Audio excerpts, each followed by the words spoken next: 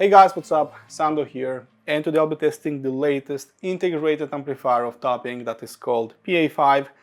I'm not really sure why Topping or its resellers are calling it a power amplifier, because clearly it's not. While very small, very cute and adorable, this puppy right here can provide up to 140 watts in 4 ohms, which is a lot of power considering its very small size. It goes for 350 bucks and it's time to check it out.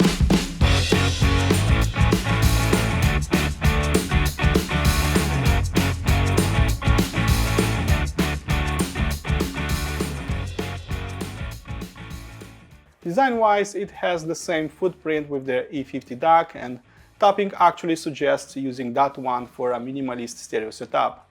It uses a similar aluminum enclosure, you can spot the same rubber feet underneath it, and a front panel that is protected by a layer of glass.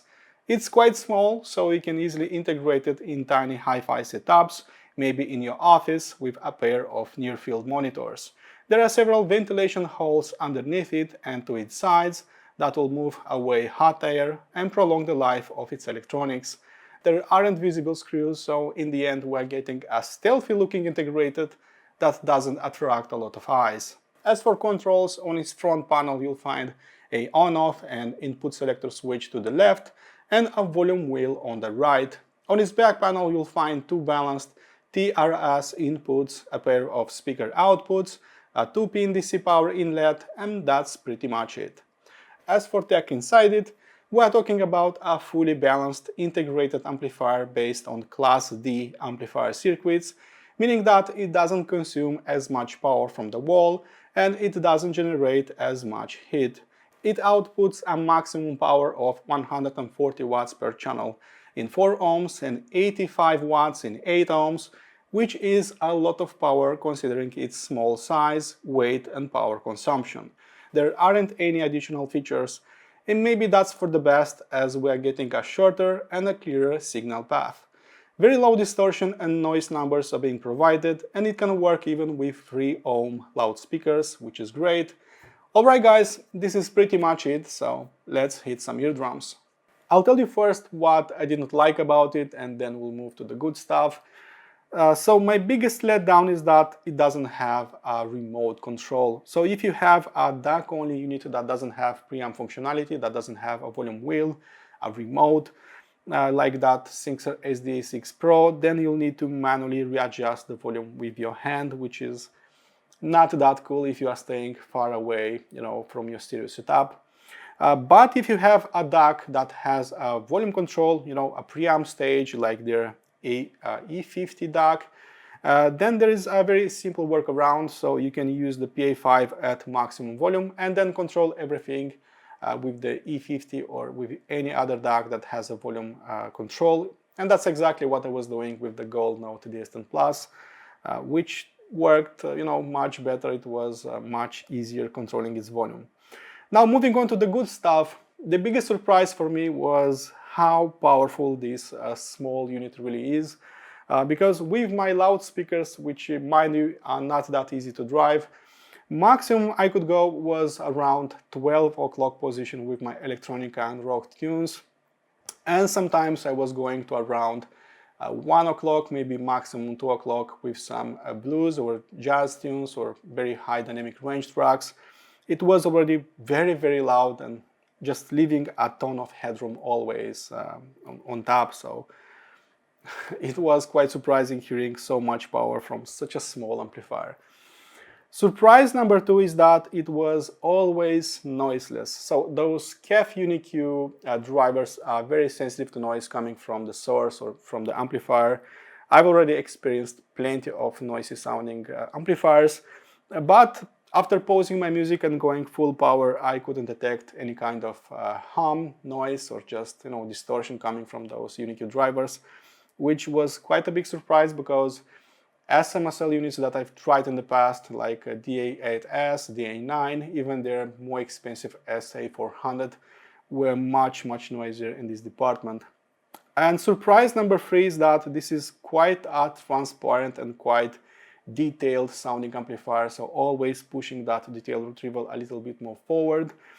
I believe it has a signal-to-noise ratio of around 125 dB, maybe I'm wrong, and that's a very high number. Not exactly on the same level with the benchmark HB2 that I'm still using, but that one is almost 10 times more expensive, and this one came pretty close to that one, which was quite a big surprise. So this is a very clean, very detail-oriented amplifier. Surprise number 4 was that it has quite warmish, smooth sound signature. So there is definitely a little bit more mid-range presence and a slight treble roll-off in the top octave, something that was not happening with said SMSL units. So this is not a V-shape, this is not a super linear amplifier. It puts a little bit more meat on the bone, that is for sure. So it's slightly more organic sounding to said SMSL units, and I believe with many other entry-level amplifiers, which was quite a big surprise. My KEF loudspeakers are quite sensitive to bright sounding amplifiers because they have aluminum woofers, and those are not working with bright sounding amplifiers. But I'm lucky to report that with PA5 I didn't feel that the treble was boosted. It was nicely controlling the treble output, and it never felt bright sounding even with treble intensive music. In terms of noise floor, topping is providing some very basic numbers like 16 microvolts of noise at its maximum power and a distortion of 0.0005% at 5 watts, so not at full power. However, this is a fully balanced input to output amplifier, meaning that noise and distortion goes a little lower. And as I was saying before, so no matter how loud was music, with my music on pause or not, I couldn't detect any kind of hiss, hum or noise. It was simply noiseless in my setup, something that I cannot say about much pricier amplifiers that I tried in the past. So very impressive in terms of noise suppression. Another big plus is that I'm not getting any kind of coil noise that I was getting from the power supply from that SMSL SP400. It doesn't have active cooling, so I'm not getting any kind of mechanical noise that is coming from within or from my loudspeakers, so it's a very dead silent unit in a way. The good news is that topping added plenty of protection circuits, so it has slow turn on, slow turn off, short circuit protection over current, over voltage, over heat. So it will always be saving your loudspeakers, and it will never induce a higher noise floor into your system. When it comes to transparency and detail retrieval, this part alone is actually quite simple because when noise and distortion are going down, everything else comes up. So it was not a big challenge, it was not a big deal focusing on everything that was happening in the background. So this is a highly detailed, highly transparent and clean sounding amplifier. Topping actually measured its signal-to-noise ratio at 124 dB, so in many cases you'll be limited by your DAC performance and not by the PA5 itself, so that's pretty cool because usually it's the other way around. When Duke Ellington started playing, I was surprised by the amount of information that was pushed forward. Even if the spotlights were moved to the big orchestra that was playing in the foreground, I could easily focus on those drums that was gently playing in the background, so that was quite interesting. This is again a highly technical, highly clean sounding amplifier, detailed, almost on the same level with the benchmark HB2, but not exactly on the same level. That one is considerably more expensive. And since we're dealing with just an integrated amplifier, it doesn't have additional features, so no Bluetooth, nothing like that. It has a very short signal path, so again strengthening my claims that I'm dealing with a transparent and highly detailed integrated amplifier. Moving on to transients, in the first day it was quite shy, quite mellow sounding, it was limiting those dynamics. But after a few hours of non-stop burning, that is no longer the case because right now it's quite speedy sounding, it's quite impactful sounding in the bass. And in all fairness, I'm yet to hear a slow sounding Class D amplifier, and I believe that PA5 goes into the same direction. I was quite surprised that those KEF reference 3 were quite impactful sounding in the bass, so quite dynamic sounding. And I never believed that it was possible from such a small, tiny unit. But after checking out its external power supply, that by the way weighs as much as the unit itself, it's a 150 watt power supply, it now makes sense from where that bass impact is coming from. So it was not exactly on the same level with some, big sounding, big Class A, Class AB amplifiers, but it was approaching those pretty much. I'm pretty sure that if I would have some higher sensitivity loudspeakers, then it will be even more impactful, even more visceral sounding in here, but it's okay as it is right now. I tried choking it up with some fast impactful tunes, but no matter how hard I tried, it simply refused to hit the brakes, to sound slow or boring. And bottom line is that we're getting a fast sounding amplifier that could still throw some punches with modern music. Probably the only part that didn't impress me as much was its soundstage capabilities. So imaging was precise and I could focus on anything I wanted really, but I cannot go with the standard cliche that the sounds were coming from behind my wall. So please don't expect a big, expansive soundstage size. For that, you'll need some much pricier, much bigger Class A, Class B amplifiers, maybe some hybrids, maybe some tube-based amplifiers. In this regard, it reminded me quite a lot about the sound of the SMSL SA400 without the issues that I had with that one. So it was increasing and decreasing the stage with regular and live music, but it was not really holographic, 3D sounding at all. My loudspeakers weren't really, closed in or small sounding. Their woofers would still push some air towards my listening spot, but I feel that it's not one of its strongest fits.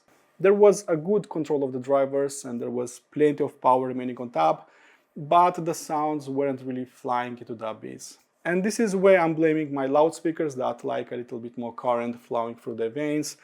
And I'm pretty sure that with some sensitive loudspeakers, it would not be limiting the air travel as much. It was outperformed in here only by costlier Class A amplifiers that doubled the air travel, that added more depth and layering. Moving on to the frequency response, I've got a healthy dose of dopamine as I've got a playful, impactful type of bass. It was easily reaching the lowest octaves. It was nicely sustained and controlled even on Daft Punk, even on Effected Mushroom. It was an agile type of bass, but sometimes I wished for a higher impact.